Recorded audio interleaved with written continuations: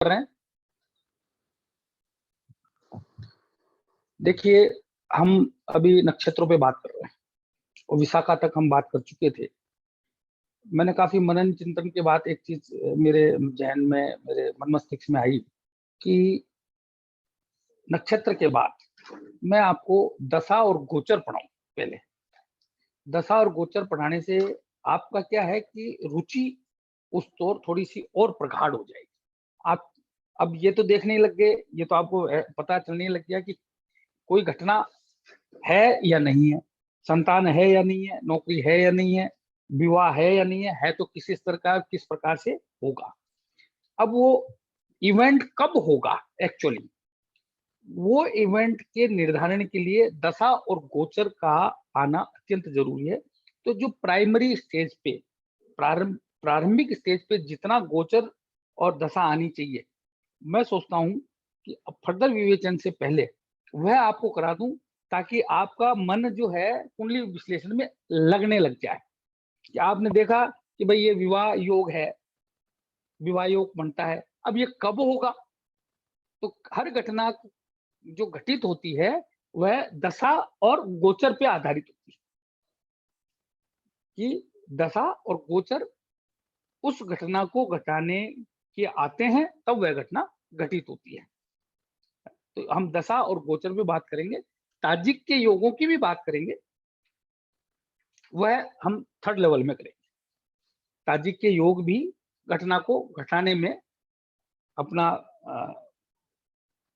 प्रभाव देते हैं, लेकिन वह भी दशा और गोचर के आधार पर ही बताते हैं कि घटना वह गोचर या वह दशा आने पर तुरंत घटेगी या उसमें डिले होगा, है ना, किस स्थिति की घटेगी। तो अपन नक्षत्र के बाद दशा और गोचर पे बात करेंगे, ताकि फिर मैंने ये सोचा है कि फिर हम कुंडलियां लेना शुरू करेंगे। कुंडलियों पे जो अब तक पढ़ा है, जो भी पढ़ा है, चाहे वो राशि के बारे में हो, ग्रह के बारे में हो, भाव के बारे में हो, है ना, ग्रहों की विभिन्न स्थितियों के बारे में हो, राशि के बारे में हो, भाव की स्थितियां जितनी भी हो, नक्षत्र के बारे में हो, घटनाओं के बारे में हो, कैसे निष्कर्ष निकाले जाएंगे, वो सब हम रिपीटेडली जो हमने पहली क्लासों में पढ़ा है, वो एक एक चीज को उसमें स्थापित करेंगे, है ना। एक्सक्लूजन्स की बात मैं ये सोचता हूँ, गोचर और दशा के बाद जो विशेष स्थितियां हैं, जैसे विंशोपक बल है, जैसे यानी षोडश वर्ग का विवेचन है, षडबल का विवेचन है, साथ ही साथ कुछ विशेष गणनाएं, जैसे बाधक है, बाधकेश है, बाधक कौन होते हैं, कैसे होते हैं, केंद्राधिपति दोष क्या होता है ना, 22वां द्रेश कांड क्या होता है, तो वो तो षोडश वर्ग में मैं क्लियर ही करूंगा आपको। तो वह सब चीजें अपन कालांतर में दशा अंतरदशा और गोचर के विवेचन की बात करेंगे, है ना, और उसमें फिर हम एक निरंतर उसमें चलते ले जाएंगे। रही दशा की बात, तो दशाएं बहुत सारी हैं, कब कौन सी दशा लागू होगी, तो प्राथमिक तौर पर हम विंशोत्तरी का विश्लेषण करेंगे। विंशोत्तरी के बाद जब हमारी परफेक्शन आ जाएगा, तो फिर हम जो कंडीशनल दशाएं हैं, जो विशेष कंडीशंस कुंडली में उपलब्ध होने पर उनका विवेचन किया जाता है, वो भी करेंगे। और जेमिनी की जो 13 दशाएं, उनका भी विवेचन करेंगे। साथ साथ हम कालचक्र दशा का भी विवेचन करेंगे, है ना। पर उसको हम एक धीरे धीरे ग्रेजुअली, जैसे जैसे हमारा विवेक, मन मस्तिष्क ज्योतिष में होता जाएगा, हम इसको बढ़ाते चले जाएंगे, है ना। ये है, हम उस मार्ग पे चल रहे हैं। उस मार्ग को उन्नत करने के लिए निरंतर हम बढ़ते हुए क्रम में चलेंगे। हम बोझ नहीं बनाएंगे, हम ज्योतिष को आनंदमय बनाएंगे, एक लय में डालेंगे, एक लय। वो लयबद्ध जब वो ज्ञान होगा तभी प्राप्ति होगी, और लय में ही आनंद आता है। संगीत में आप उठते बैठते, सोते जागते, खाते पीते, कहीं भी जा रहे हो, तो आपको एक आनंद, भाव विभोर वाली चीज आपको महसूस हो रही है। आपको खट्टा अच्छा लग रहा है शाम के टाइम के खाने में, तो आपका ध्यान जाना चाहिए कि मेरा शुक्र प्रबल हो रहा है। आपको मीठे की इच्छा हो रही है, तो मान के चलिए कि आपका गुरु देव है ना, कुछ अच्छा करने जा रहे हैं, है ना। आपको पीला कपड़ा पहनने का आज मन कर रहा है, तो इसका मतलब गुरु का कोई कृपा होने वाली है। तो गुरु से संबंधित देवता की अपन आराधना कर ले, उनका मंत्र का जाप कर ले। तो जो भी हमारी दैनंदिनी है, जो भी हमारा दैनंदिनी है, उसमें जो भी हम कार्य करते हैं, देखिए कार्य शरीर करता है, इसको आदेशित मन करता है, और मन का नियंत्रण हमारे ज्योतिष शास्त्र में चंद्रमा जी का है। और चंद्रमा एक कर्म सिद्धि, कार्य सिद्धि, अनुकंपा, करुणा उसके कारक हैं। धन, संपदा, संपत्ति समस्त चंद्रमा के बल से ही सब बल पाते हैं। अकेले चंद्रमा बली होने पर पूरी कुंडली को बलवान कर देते हैं, सब ग्रहों को बल देते हैं, ये हम जानते हैं। तो हमारी दैनंदिनी में जो घटनाएं होती हैं, डेली रूटीन में जो आभास होते हैं, हमारा मन महसूस करता है, वह इंडिकेशन होता है कि मेरा आगे क्या होने वाला है। आपके मन में उमंग आ रही है, आपको खाना अच्छा लग रहा है, शानदार नींद आ रही है, लोगों से बात करने में आपको आनंद आ रहा है, अच्छे अच्छे लोग आपके साथ आ रहे हैं, सुरुचिकर भोजन आपको प्राप्त हो रहा है, मन पसंदीदा लोग मिल रहे हैं, मन में आप प्रफुल्लता आ रही है, तो निश्चित माने आगामी समय बहुत अच्छा आने वाला है। तो ये जो शकुन शास्त्र में जो हम बात करते हैं, उस सुकून को देख के करते हैं, तो हमारा मन मस्तिष्क भी शकुन शास्त्र ऑटो मोड पे उपलब्ध करता है, क्योंकि वह चंद्रमा ब्रह्मांड की शक्तियों को पहले पहचानता है। शास्त्र में क्या कहा है कि जब भी शुभ या अशुभ दशा आने वाली होती है, तो कुछ समय पूर्व, अगर वो शीघ्रगामी ग्रह है तो लगभग 1.5 से 2 महीने पहले, और अगर वह मंदगामी ग्रह है तो 4 से 6 महीने के बीच में अपना आभास देना शुरू कर देता है ना। तो ये चलो मेरा जो आप लोगों को वो है कि आप रोजाना की अपनी एक्टिविटी में भी ज्योतिष खोजो, है ना। कभी आपका मन करेगा मैं तो चप्पल पहन के जाऊंगा, चप्पल बहुत अच्छी लग रही है यार, कभी आपका मन करेगा जूते पहनूंगा, परिवर्तन क्यों हुआ, रंग का परिवर्तन हुआ तो क्यों हुआ, मेरे खाने में किसी चीज में रुचि गई तो क्यों हुई, यार आज तो मेरे को इडली सांभर खाना है, तो ऐसा क्यों हुआ। तो आप एक पीले का और उसका कॉम्बिनेशन कर दो, दाल वगैरह जितनी भी है, सूर्य मंगल, मंगल का प्रभाव दालें सब मंगल में है, तो उस समय आपके गुरु मंगल का कोई विशेष योग चल रहा है ना, तो वो सब चीजें आपको प्रभावित करेंगी। आपका छोटा भाई अगर आपको कुछ उस समय लाभ दे रहा है, तो मंगल की प्रबलता मानिए, बढ़ा दे रहा है, या कुछ भी सराउंडिंग में कुछ भी हो रहा है, कुछ भी हो रहा है, या आप उसके विपरीत स्थितियां हो रही है, आपको बहुत भूख लगी लेकिन खाना नहीं मिल रहा, आपको खूब भूख लगी, आप सोचो यार अभी कुछ मिल जाए खा लूं, और नहीं मिल रहा है, इसका मतलब शनिदेव का प्रभाव है।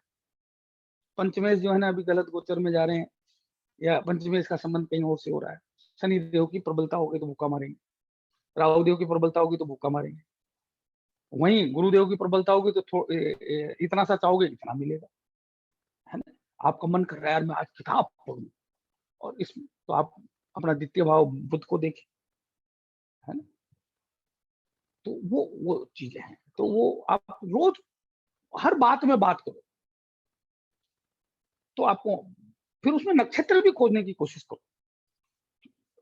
आप ये देखो कि भाव कौन सा प्रभावित हो रहा है, ग्रह कौन सा प्रभावित हो रहा है, राशि कौन सी प्रभावित हो रहा है, नक्षत्र कौन सा प्रभावित हो रहा है, शुभ हो रहा है या अशुभ हो रहा है। ये आपकी ज्ञानेंद्र, मतलब जो आपके अंदर इंद्रियां हैं, देखो शास्त्र में ज्योतिष शास्त्र कितना विलक्षण है, क्या कहते हैं, केतु देव, केतु देव के सिर नहीं है, पर हाईएस्ट सेंसिटिव स्टार है वो, सबसे ज्यादा सेंसेशन सेंसेस जो है वो केतु देव के हैं, जबकि उनके अपर पार्ट नहीं है। कितनी विलक्षण बात, क्यों, क्योंकि उन्होंने अपनी छठी इंद्री जागृत कर ली। क्यों कर ली, क्योंकि उनका इंक्लाइनेशन, उनकी प्रवृत्ति मोक्ष की है, और मोक्ष कब पाता है आदमी, यानी सर्वोत्तम मोक्ष is the highest elevation. What is मोक्ष, मोक्ष का वर्णन ये नहीं कि बनने के बाद मैं परमात्मा में लीन हो गया, वो तो अल्टीमेट गोल है, लेकिन मोक्ष क्या है, the achievement of the highest level, highest point, है ना, जीत, जीत का उच्चतम बिंदु, that is Ketu, that is 12th house, everything is ending in 12th house, है ना। केतु वहां पे वो हाईएस्ट लेवल देते हैं, अगर बेनिफिक है तो शुभ का हाईएस्ट लेवल, और अगर मेलिफिक है तो दुख का हाईएस्ट लेवल। तो केतु देव ऐसा क्यों, क्योंकि उनका सिक्स सेंस है, वह सब कुछ बिना ऊपरी हिस्से के होने के बाद भी सब कुछ महसूस करते हैं, सब कुछ बताते हैं। तो शास्त्र में क्या कहा गया है कि व्यक्ति अगर अकेले केतु देव को प्रबल कर ले, यानी सिक्स सेंस को जनरेट कर ले, है ना, कोशिश कर ले कि उसका अंतर्मन जो इतना विकसित हो जाए कि वह होने वाली घटनाओं को, ब्रह्मांड में होने वाली एनर्जीज को से जो तरंगे उत्पन्न हो रही वो उस तक पहुंचा के उसके मन मस्तिष्क में बैठा दे, तो वह व्यक्ति अवश्य अवश्य सफल होता है। जैसे मैंने बताया था आपको कि केतु जो है रूप देते हैं, धन देते हैं और विचार देते हैं, और विचार इज एवरीथिंग। तो ज्योतिष एक विचार है। हम हमारी दिनचर्या में ज्यादातर लोगों की बात करते हैं, घटनाओं की बात करते हैं, पर एक ज्योतिषी को हमेशा विचार पे बात करनी चाहिए। हमारी प्रवृत्ति हम चेंज करें। तो हम ये प्रसंगवश बात थी, तो मैंने आपको बताना उचित समझा कि मैं अब नेक्स्ट दशा लूंगा, उसके बाद गोचर लूंगा। तो मैं थोड़ा स्पीड अप भी करना चाहूंगा, और जितनी एसेंशियल चीजें अभी नक्षत्र में हैं वो मैं आपको बता रहा हूँ। नक्षत्र का इम्प्लीमेंटेशन भी इसी के साथ बताऊंगा। इसके बाद जो इसका हाईएस्ट, इससे हायर लेवल है जो नक्षत्र का है ना, नक्षत्र का इसका हायर लेवल है कि नवमांश में क्या होगा, तो षोडशवर कुंडलियों में क्या क्या प्रभाव है, इवन सटियंस तक का बताऊंगा, है ना। वो लेंगे, फिर आपस में इनके मित्र शत्रुओं की स्थिति लेंगे, किस एंगल से ये किस तरीके से प्रभावित करेंगे वो लेंगे, सूर्य की किन किन स्थितियों में कौन कौन से नक्षत्र बलवान होते हैं, यानी रिसिप्रोकल इनका आपस में क्या प्रभाव होता है वो लेंगे। विभिन्न लग्नों में विभिन्न कौन कौन से नक्षत्र जो प्रभावित करते हैं ज्यादा, जो पॉजिटिव है या नेगेटिव, वो लेंगे। तो थोड़ा अपन मनन मंथन करेंगे इन सब चीजों को स्थापित करते हुए, तो वो अपन थर्ड लेवल पे करेंगे। वर्तमान में जितना चाहिए उतना अपन ले रहे हैं। तो अपन विशाखा तक कंप्लीट कर चुके थे, है ना। तो आप में से कोई जिन्होंने इस दरमियान कुछ विवेचन किए हों, विशाखा नक्षत्र में, स्वाति में, चित्रा में, हस्त में, या अपने विशाखा से पहले जितने भी है, तो कोई कुछ बता सकता है, बताना चाहे तो बहुत उत्तम रहेगा।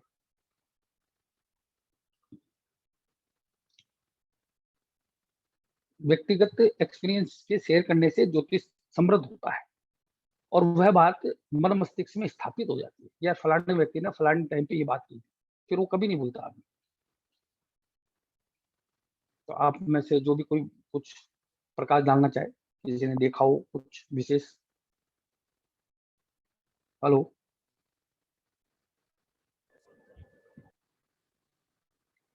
कोई भी। हाँ राजेश जी, हेलो।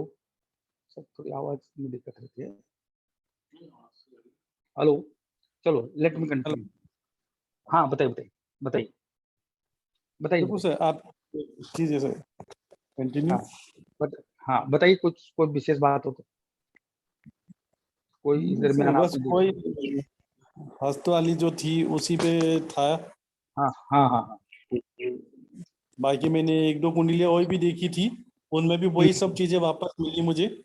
जो हस्त हम्म, के नक्षत्र के गुण थे वो सब उसमें देखने हम्म, को मिले। बिल्कुल। एक जगह एक लाइन बहुत श्रेष्ठ लिखी हुई थी, एक किताब में मैंने पढ़ा था। वो क्या लिखते हैं कि व्यक्ति क्या कर रहा है ज्योतिष शास्त्र में जाने के बाद, वह उन सिद्धांतों को, वैज्ञानिक आधार को परीक्षण और परीक्षण पे कोशिश कर रहा है। यानी उसके मन में कहीं संदेह रहता है कि मेरे ऋषियों ने सही कहा है। तो यह विचार आप अपने मन मस्तिष्क से निकाल, क्योंकि मेरे ऋषि जो कर गए वो हजार हजार साल जी, ब्रह्मचर्य का जीवन जिया, साक्षात ब्रह्मलीन हुए, साक्षात ब्रह्मांड से साक्षात्कार किया, साक्षात ग्रहों पे गए। उन्होंने जो लिख दिया उसको जांचने की कोई जरूरत नहीं। आपको बस उस मार्ग पे चलना है। हाँ, उसमें ऐड कर सकते हो। काल परिवर्तन से कुछ चीजें परिवर्तित होती है, अयानांश चेंज होता है, पृथ्वी का झुकाव चेंज होता है, वह आप ऐड कर सकते हो, सुधार कर सकते हो। बाकी ऋषियों ने जो लिखा है वो बिल्कुल भी उसमें शंका की तो गुंजाइश हो ही नहीं सकती। हमारा आप हम क्या है, हम तो उस मार्ग पे चल रहे जो उन्होंने बनाया है, वही बहुत बड़ी बात है ना। तो आप ये मान के चलिए कि ऋषियों ने जो कहा है वह सत्य है। जैसे कई लोगों को मैंने कहते सुना जब मैं अध्ययन कर रहा था उस समय भी, और बड़े बड़े विकास जी भी है जो आज की तारीख में विकास जी भी थे, उन्होंने भी सुनी ये बात, कई बार, कि जितनी भी किताबें नहीं आ रही, किताबें तो ऐसे ही हैं। ये बता रहा हूँ मैं, आप क्लास के अंदर की बात है, ये तो ऐसे लिख दी सीखी है कोई जाने किस जमाने की लिखी। ऐसे विचार रखने वाला व्यक्ति ज्योतिषी बन सकता है? असंभव। हमारे को संदेह का कोई मतलब ही नहीं होता, क्योंकि आप ताजुब करोगे। हाँ, एक चीज बताना भूल गया, पाराशर जी ने कृत्रिम संतान का विवेचन किया है।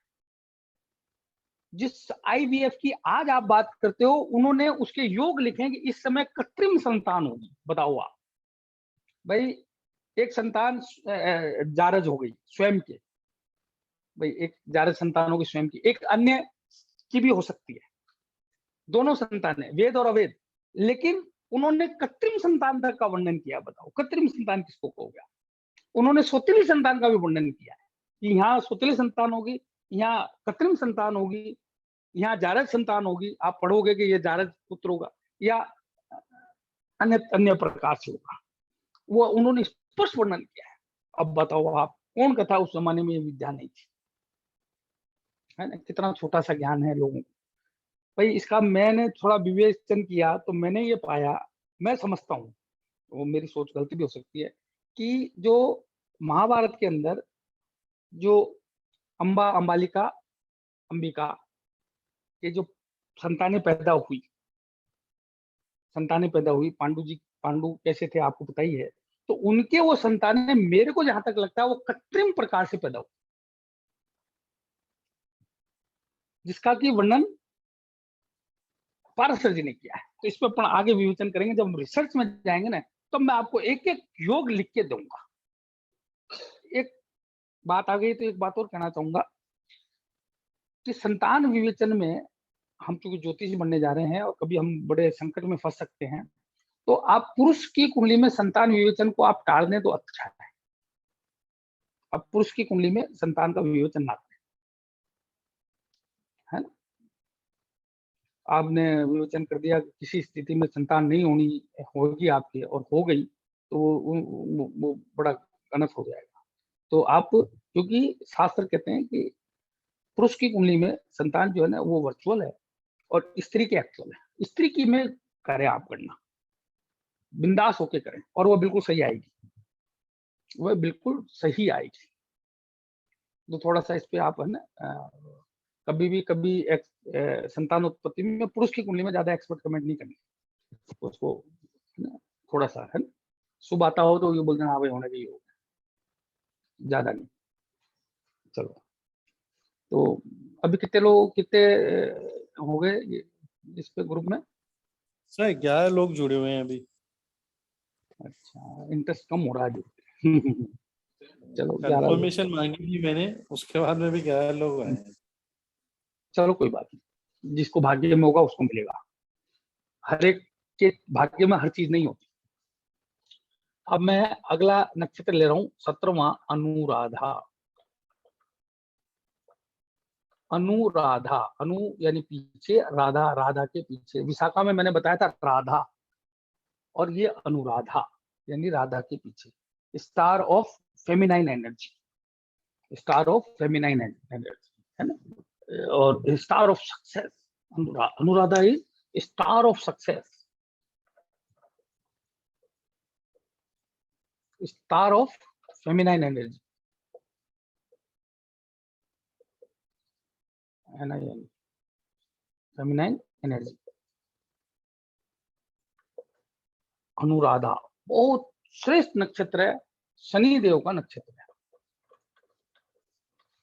शनि का नक्षत्र, इसके जो विसुंतरी नाथ हैं वो शनि है। इसके अधिष्ठात्री देवता हैं वो मित्र हैं। मित्र द्वादश आदित्य में सूर्य का एक रूप है, जो मित्र स्वरूप है ना? जो मित्र स्वरूप है, मित्र का मतलब जो हर आपके सुख दुख लाभ हानि कष्ट में हमेशा काम आए, वह मित्र। तो सूर्य का वह रूप जिसमें मित्रता का विशेष प्रबल योग होता है, वह इसके अधिष्ठात्री देवता है। राशि वृश्चिक, उसके स्वामी जो है मंगल। ब्रह्मांड में अनुराधा का जो चित्र बनता है वो मेहराब, यानी कि जब जीत के आया जाता है और जो दरवाजों को सजाया जाता है ना, वो मेहराब कहलाती है ना, एडोर्नमेंट ऑफ द गेट्स, तो वो मेहराब या कमल, दो नाम दिए गए कि इनका चित्र जो है मेहराब या कमल की तरह बनता है। अब इन सब चीजों का प्रभाव इस नक्षत्र में आएगा। शनि का प्रभाव होगा जो गहराई देता है, और शनि जब वो प्यार करने लग जाए, जब मोहब्बत करने लग जाए, जब विकास करने लग जाए, जब मित्रवत हो जाए आपके, तो आपको कौन हरा सकता है? कोई नहीं हरा सकता। हर चीज का सफल आपको लाभ मिलेगा, उत्तरोत्तर जीवन में उन्नति ही होगी, हर चीज आपके लाभदायक बैठी है। इसलिए क्या कहा शास्त्र में कि चंद्रमा वृश्चिक में नीचस्थ होता है, लेकिन चंद्रमा अगर अनुराधा नक्षत्र में है तो उसको नीच का दोष नहीं लगता। चंद्रमा अगर अनुराधा नक्षत्र में है तो उसको नीच का दोष नहीं लगता।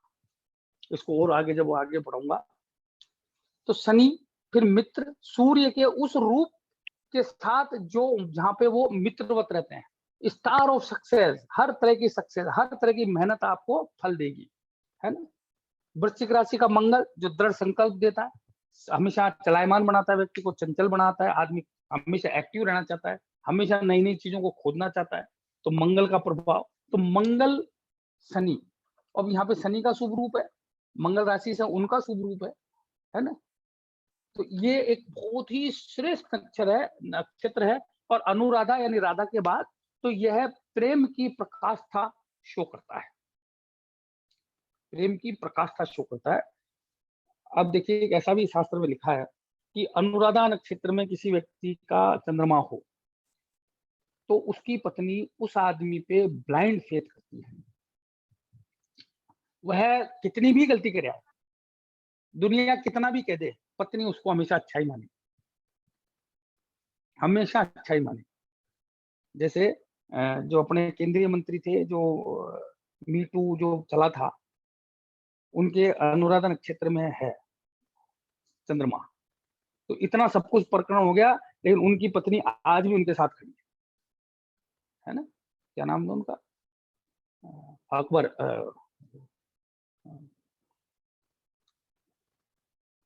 नाम ध्यान नहीं आ रहा, अकबर आगे कुछ है ऐसा, है ना, जो केंद्रीय मंत्री थे। एमजे अकबर हाँ, इतना कांड होने के बाद भी उनकी पत्नी आज भी उनके साथ खड़ी है। उन्होंने एक हिंदू लेडी से शादी की, प्रेम विवाह किया था, और आज भी उनके साथ खड़ी है, वो ड्यू टू अनुराधा नक्षत्र। अगर इसके अलावा कोई नक्षत्र होता तो पत्नी शत्रु हो जाती, है ना। तो ये मतलब इतना, तो इसलिए star of success, star of feminine energy इस नक्षत्र को कहा गया है। ये जो है पित्त प्रवृत्ति होता है ना। और यहाँ पे जो है ना, वो तत्व की बात करें तो वायु तत्व है, ये तामसिक है, शनि का नक्षत्र है इसलिए तामसिक होगा, है ना।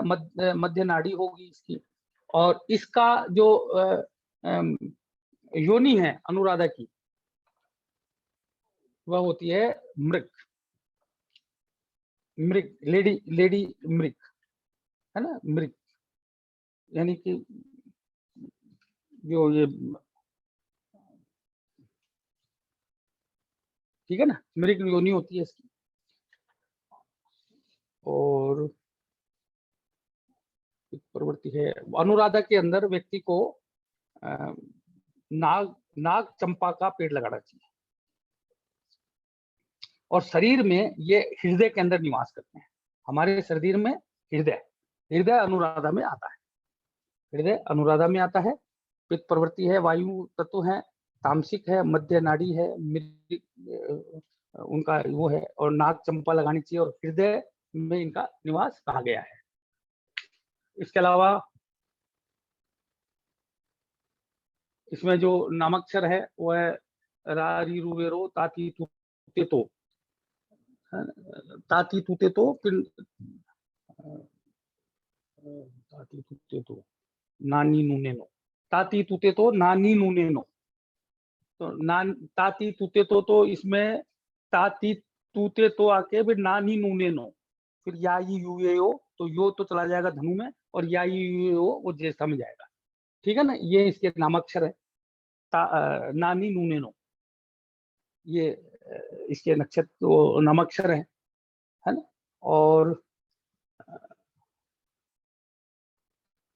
मैं समझता हूँ सब चीजें आ गई। इसमें और कोई प्रकाश डालना चाहेंगे? रतन शनि का पहनना चाहिए, लेकिन रतन अगर नक्षत्र से डिसाइड कर रहे हैं तो ज्योतिषी को प्रवीण होना चाहिए, बहुत प्रवीण होना चाहिए। तो नक्षत्र से रतन का निर्धारण बहुत प्रिसाइज होना चाहिए। कहीं राशि वगैरह तो स्पष्ट दिख जाती है, लेकिन उसकी राशि कहीं अशुभ स्थानों पर नहीं हो, वह पाप पीड़ा में नहीं हो, तो वो सब चीज देख के, तो जब हम उपाय ज्योतिष पे आएंगे तब मैं आपको विस्तृत रूप में बताऊंगा। ठीक है। हाँ, अनुराधा ये स्त्रीलिंग है। ये कौन सा स्त्रीलिंग है? स्त्रीलिंग है। साथ ही अनुराधा जो है ना, मृदु नक्षत्र है। जिसे शुक्र मृदु है, तो वैसे ही अनुराधा, चित्रा, सॉरी, मृगशिरा, चित्रा, अनुराधा और रेवती से मृदु नक्षत्र है। मीठा बोलता है, मीठा बोलता है, और ये त्रियक मुखी है, त्रियक मुखी है। ये सब चीजें याद रहनी चाहिए सब, है ना। ये त्रियक मुखी है, ये हमको पता होना चाहिए। स्त्रीलिंग है, मृदु है, त्रियक मुखी है ना। देवगण है। कौन सा है? देवगण। इन सब चीजों से आप जब विश्लेषण करोगे तो आपको ये सब चीजें पता होनी चाहिए कि भाई ये अनुराधा नक्षत्र का व्यक्ति है तो ये देवगण है, तो इसमें देवत्व की प्रधानता होगी, देवत्व संबंध गुण होंगे। ये जितने भी देवताओं की अच्छी क्वालिटीज हैं, एक अच्छे शुभ व्यक्ति में होती है, वो सब क्वालिटीज इसमें होगी। तो ऐसे आदमी से दोस्ती करनी चाहिए, है ना। तो ये सब चीजें हमारे को पता होना चाहिए। अब मान लीजिए मैं अग्नि तत्व हूँ, मैं अग्नि तत्व हूँ, और मैं वायु तत्व आदमी से दोस्ती करना चाह रहा हूँ, तो वह मेरी अग्नि को बढ़ाएगा ही, है ना। कहीं वो मेरे को लाभ करेगा, लेकिन मेरे प्रभाव को भी बढ़ाएगा, लेकिन मेरे साथ साथ उद्वेग, आवेश, घमंड को भी बढ़ाएगा। लेकिन मैं अग्नि तत्व हूँ और मैं जल तत्व आदमी से बातचीत कर रहा हूँ, उससे संबंध बनाने की कोशिश कर रहा हूँ, तो हम दोनों की कोई विवाद होना ही है ना। जल तत्व है, पृथ्वी तत्व है, तो वह भी एक, जब स्त्री पुरुष की कुंडली मिलान करने जाते हैं अस्फुट मिलान के साथ साथ, तो हम ये भी देखते हैं कि तत्वों का विरोधाभास तो नहीं है। अगर तत्वों का विरोधाभास है तो वह भी वैवाहिक जीवन को पीड़ा में करता है, तो उस समय भी ये चीजें देखी जाती है ना। और हमारा तो सारा शास्त्र ही नक्षत्रों पर आधारित है। मुहूर्त चिंतामणि ले लो, मुहूर्त ले लो, जितने भी हैं, चाहे वह कुंडली मिलान ले लो, चाहे जो भी है, हम तो सब कुछ नक्षत्र से डिसाइड करते हैं। ठीक है ना। तो ये सब चीजें हमको पता होने से हमको लाभ होता है, और हम बहुत अच्छा विवेचन कर सकते हैं। तो अब अनुराधा नक्षत्र, अब इसमें एक तरफ शनिदेव है, एक तरफ मंगल देव है ना। वायु तत्व है, वायु तत्व है, और क्या नाम से देवगण है। इन सब चीजों का आप मिश्रण निकालोगे और तमस प्रधान है, तामसिक। तामसिक का मतलब क्रिएटिव। तमस प्रधान जितनी भी चीजें होती हैं वह आदमी में तमस की मात्रा देती है। तमस तामसिक गुण, जैसे डॉक्टरी का गुण, ऑपरेशन करने वाला, खान खदानों का कार्य करने वाला, है ना, वह सब तमस प्रधान है। इंजीनियरिंग हो गई, वह तमस प्रधान है। ईंट भट्टे के काम हो गए, वह तमस प्रधान है ना। इनमें जिसमें शक्ति लगती है, शक्ति का प्रयोग होता है, जिसमें थोड़ा सा काट पीट, यातना, दुख देने का काम भी होता है, वह तमस की स्थिति होती है। तमस का मतलब वो है। और व्यक्तिगत तमस व्यक्ति में हो तो आदमी आलस्य प्रधान होता है, हमेशा दूसरों का धन और स्त्री प्राप्त करने की कोशिश करता है, सहज होता है, किसी से लड़ता नहीं, उसमें शारीरिक शिथिलता होती है, ज्यादा, है ना, वो आराम से बैठे बैठे चीजें पाने की कोशिश करता है, तो वो सब चीजें तमस प्रधान है। तो अनुराधा नक्षत्र वाले व्यक्ति है ना, बहुत अच्छे इंजीनियर होते हैं, बहुत अच्छे इंजीनियर होते हैं, वास्तुकार होते हैं, है ना। खान खदान में बहुत प्रवीण होते हैं, खान खदान के कार्य में बहुत प्रवीण होते हैं। खान खदान के इंजीनियर हो सकते हैं, उनके मालिक हो सकते हैं, उसको खोजी हो सकते हैं, उसके कहाँ चीजें छुपी हुई है उनके खोजी हो सकते हैं, है ना। क्रूड या जो कोयला, क्रूड या ऐसी एनर्जी के अच्छे व्यापारी हो सकते हैं, है ना। जितने भी मैरिज ब्यूरो चलते हैं ना, मैरिज ब्यूरो, और जो मैरिज ब्यूरो सफल होते हैं वह ज्यादातर उन लोगों के आपको अनुराधा नक्षत्र का प्रभाव मिलेगा। तो मैरिज ब्यूरो जो है वो अनुराधा नक्षत्र में बड़ा अच्छा होता है। सलाहकार, अनुराधा नक्षत्र वाला बहुत अच्छा सलाहकार भी होता है, राजनीतिक सफलता भी देता है ना। लेकिन इस नक्षत्र में विशेष ध्यान रखने वाली बात ये है कि व्यक्ति अगर चरित्र की हानि करता है तो उसकी बदनामी अवश्य होती है, दुनिया की ताकत नहीं रोक सकती, उसकी बदनामी अवश्य अवश्य होगी ही, ये विशेष बात है। ये सब चीजें आप और स्थापित करेंगे कर्म क्षेत्रों में, और चीजें आपको मिलेगी, है ना।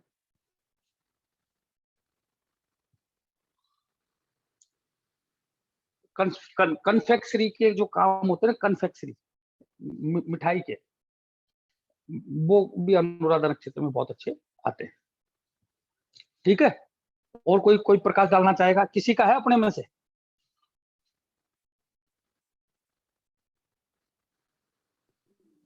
मेरा है। अच्छा, आपका है, बहुत बढ़िया। अनुराधा नक्षत्र में तो आप चंद्रमा के नीच की टेंशन मत लेना,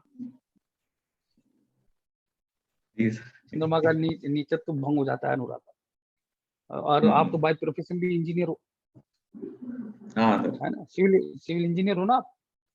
हाँ हाँ, और इसमें आर्किटेक्ट, सिविल इंजीनियर, जो मैंने आपको कार्य क्षेत्र बताया ना, वो बहुत अच्छे जाते हैं इसमें आदमी, है ना। मैच कर रहा था, काफी चीज मैच कर रही है, मैच कर रही काफी चीजें मैच कर रही। हाँ, ये तो बिल्कुल हो सकता है मेरे बताने में कहीं कमी रह जाए, बाकी हमारे जो ऋषि मुनि है वो सब कुछ लिख के गए, एक एक चीज, है ना। व्यक्ति लवेबल होता है, मृदु होता है, वेल बिहेव्ड होता है ना, और कमल की तरह खिला रहता है। तो ये सारी खूबियां हैं सर। एक चीज मैं बताना चाहूंगा कि देखिए, शनि मंगल का और इनका प्रभाव होने से, शनि है ना, तो जो जिन जिन भावों के गुरु कारक हैं, जिन जिन भावों के गुरु कारक हैं, गुरु दूसरे के, पांचवे के, नौवे के, 10वें के और 11वें कारक हैं, वहां पर थोड़ी सावधानी रखनी चाहिए, है ना, उन पे थोड़ी सावधानी रखनी चाहिए, क्योंकि वहां इसका थोड़ा नेगेटिव इम्पैक्ट जाता है। और शनि मंगल का योग सबसे पहले व्यक्ति की जठरांगनी को कमजोर करते हैं, है ना। तो जो भी शरीर में जो चीजें शुष्क होकर नुकसान करती, शुष्क होकर, सूख कर, तो मल सूख जाता है आदमी का, मल गाढ़ा हो जाता है ना, उसको इस क्षेत्र में प्रॉब्लम हो सकती है। या उसके शरीर में कहीं पे पानी तत्व की, जल तत्व की कमी हो सकती है ना। तो इसलिए जल का खूब सेवन करना चाहिए। कमल को खिले रहने के लिए जैसे जल चाहिए ना, ऐसे अनुराधा वाले को जल खूब पीना चाहिए, क्योंकि उसका पानी है ना, गर्मी, मंगल गर्मी करते हैं और शनि उस पानी को उड़ाते हैं लगातार, तो शुष्क हो जाता है उसका शरीर, आप समझ लो ना। इसीलिए वैवाहिक जीवन को अच्छा बनाए रखने के लिए भी ना जल तत्व की चीजों का अच्छा सेवन करना चाहिए, ये थोड़ा सा ध्यान रखने वाली बात है ना। नाग चंपा का पेड़ पेड़ लगाना चाहिए। और कोलेस्ट्रॉल का हमेशा ध्यान रखते हुए हृदय, अगर इसमें कोई भी पापत्व आ रहा है और सूर्य भी आपका पापी है और चौथा भाव में भी अगर कोई पाप प्रभाव आ रहा है, तो आप ये मान के चलिए कि आपको हृदय पे विशेष ध्यान रखना चाहिए, है ना। कभी भी कोलेस्ट्रॉल बढ़ने वाली चीजें मत खाओ, ठीक है। जी जी जी सर। हाँ, अब मैं अगला नक्षत्र ले रहा हूं, वह है ज्येष्ठा। 18वां नक्षत्र है ज्येष्ठा। ज्येष्ठा नक्षत्र के, ये बुध का नक्षत्र है, इसलिए ये सतुगुणी है, ठीक है ना। ज्येष्ठा के जो स्वामी हैं वो इंद्र हैं, अधिष्ठात्री देवता जो हैं। मंगल इनके राशि स्वामी है, वृश्चिक की राशि है। इसलिए ज्येष्ठा का जो ब्रह्मांड में चित्र कहा गया है वह ईयर रिंग, यानी कि जो कान में पहनी जाती है ईयर रिंग, या क्या बोलते हैं इसको, ताबीज, ताबीज बनते हैं ना पर, या ताबीज की तरह दिखता है या ईयर रिंग की तरह दिखता है, या इसको क्या बोलते हैं इसको,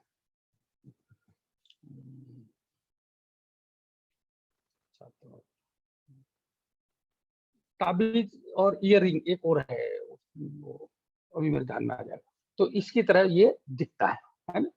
और ज्येष्ठा, जैसा कि आप नाम से देख रहे हैं, ज्येष्ठा यानी बहुत बड़ा, सबसे बड़ा। जो ज्येष्ठ होता है यानी बड़ा